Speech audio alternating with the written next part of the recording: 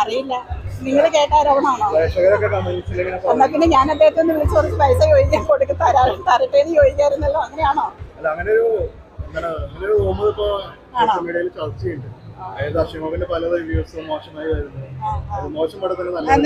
തിരിഞ്ഞു പോകുന്നു, അറിയില്ല. നമ്മൾ എന്നാന്ന് ചോദിച്ചു കഴിഞ്ഞാൽ ഇതിനൊക്കെ വെച്ചാൽ നിയമമില്ല ആക്ച്വലി. ഇപ്പം ആക്ഷൻ എടുക്കുന്നോന്ന് ചോദിച്ചു കഴിഞ്ഞാൽ ഒരു ടൈമിൽ പ്രൊഡ്യൂസേഴ്സ് അവർക്കൊക്കെ വേണ്ടിയിട്ട് സംസാരിച്ചൊരു സമയം ഓർക്കുന്നില്ലേ?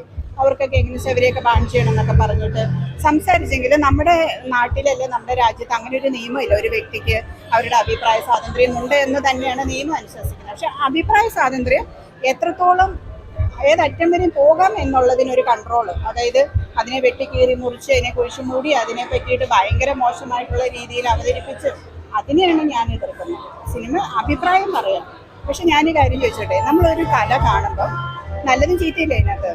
അപ്പം നിങ്ങൾക്ക് അതിനെ കയറി മുറിച്ച് അതിൻ്റെ നെഗറ്റീവ് പറയാനാണെങ്കിൽ നമുക്ക് നെഗറ്റീവ് മാത്രം പറയാൻ ഒരു 100 എണ്ണം കാണും. എങ്കിൽ നിങ്ങൾ നെഗറ്റീവിനെ വിട്ടിട്ട് ഒരു പോസിറ്റീവ് പറഞ്ഞു നോക്കി, ഇഷ്ടം പോലെ പോസിറ്റീവ്സ് ആണ് അതിനകത്ത് പറയാനായിട്ട്.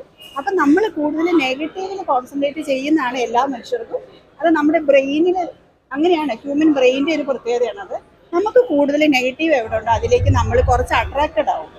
പക്ഷെ പോസിറ്റീവ്ലി അട്രാക്റ്റഡ് ആവുന്ന വ്യക്തികൾ കുറവാണ് നമ്മൾ കമ്പാരിറ്റീവ്ലി നോക്കുമ്പോൾ. അതിൻ്റെ ഒരു പ്രശ്നമാണ്. അപ്പം അതിനെ നമ്മൾ ഓവർകം ചെയ്യാന്നുള്ളതേ ഉള്ളൂ. എല്ലാവരും ശ്രമിച്ചാൽ അത് ഓവർകം ചെയ്യാൻ പറ്റും.